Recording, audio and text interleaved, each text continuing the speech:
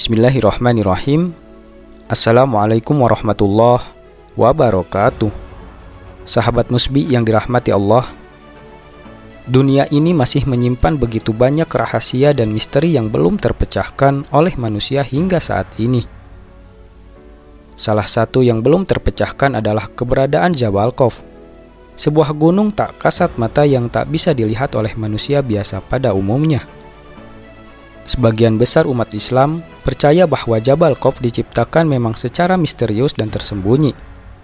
Konon katanya, Jabal Khawf adalah gunung terbesar sekaligus jadi induknya para gunung di seluruh bumi. Dalam tafsir Al-Alusi, gunung Jabal Khawf diilustrasikan sebuah gunung yang tak tampak oleh mata manusia pada umumnya. Hanya orang-orang pilihan yang bisa melihatnya. Gunung itu jarang diketahui orang-orang. Dalam tafsir itu, disebutkan gunung Jabal Khawf memiliki 70 lapisan. Ibnu Ashur mengatakan warna biru langit merupakan pantulan dari cahaya Jabal Khawf.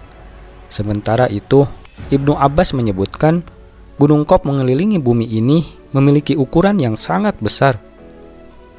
Dikisahkan saat baginda Nabi Muhammad SAW pulang dari perjalanan Isra Mi'raj, Nabi melihat gunung Jabal Khawf, di mana terlihat pemandangan yang sangat indah.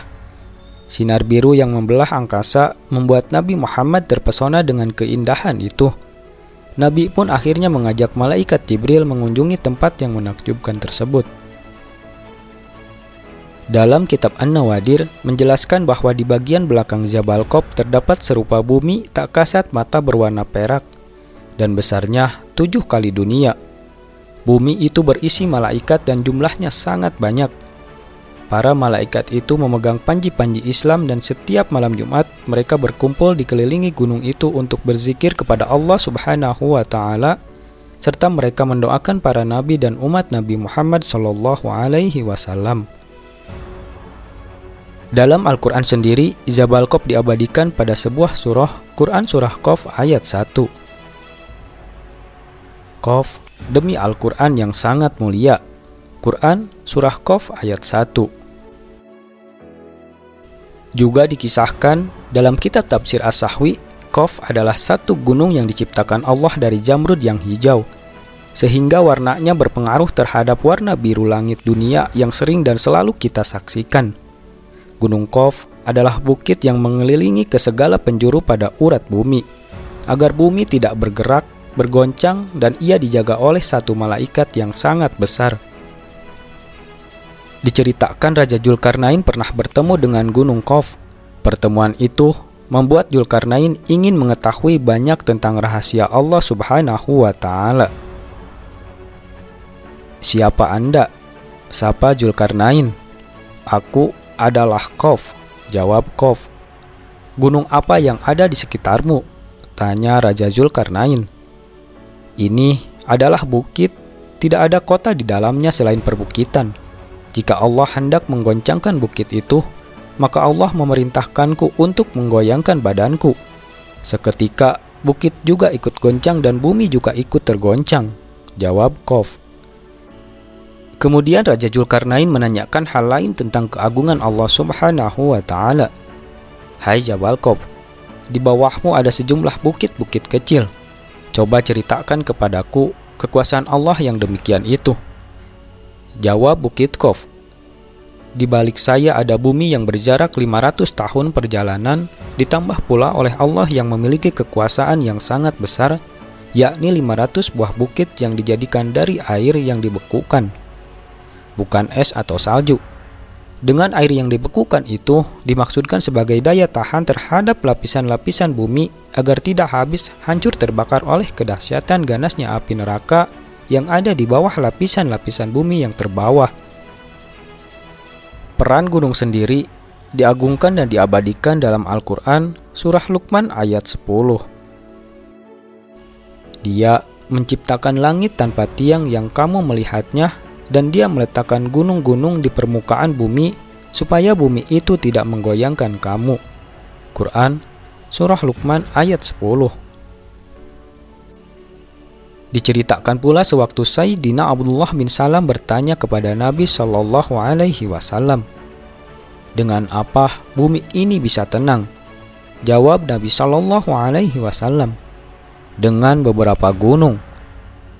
Pertanyaan berikutnya Sayyidina Abdullah, dengan apa gunung-gunung itu dikokohkan? Jawab Nabi Shallallahu Alaihi Wasallam, dengan gunung Qaf yang dibuat dari jamrud hijau dan birunya langit. Setelah itu ditanya lagi, berapa jarak tingginya dari bumi ke langit dunia? Jawab Nabi Shallallahu Alaihi Wasallam, 500 tahun perjalanan. Pertanyaan selanjutnya tentang jarak antara perjalanan kiri dan kanannya atau utara ke selatan dari titik tengah. Jawab Nabi Shallallahu Alaihi Wasallam, 200 tahun perjalanan. Dan kemudian Abdullah bertanya tentang penghuni bumi yang berlapis 7 itu. Nabi Shallallahu Alaihi Wasallam menyebutkan, penghuni lapis ke-7 adalah para malaikat. Penghuni lapis ke-6 adalah iblis beserta bala tentaranya. Penghuni lapisan ke-5 adalah setan. Penghuni lapisan ke-4 adalah ular. Penghuni lapisan ke-3 adalah kalajengking.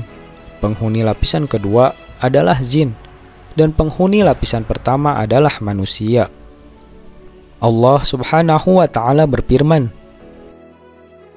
dan di bumi terdapat bagian-bagian yang mendampingi. Quran Surah Al-Ra'd ayat 4. Berkaitan dengan ayat ini, Nabi Shallallahu Alaihi Wasallam selanjutnya menerangkan bahwa di belakang gunung Qaf ada lebih 70 bumi dari misik atau kasturi, lebih dari 70 bumi dari emas, lebih dari 70 bumi dari besi, lebih dari 70 bumi dari anbar, dan lebih dari 70 bumi dari kapur.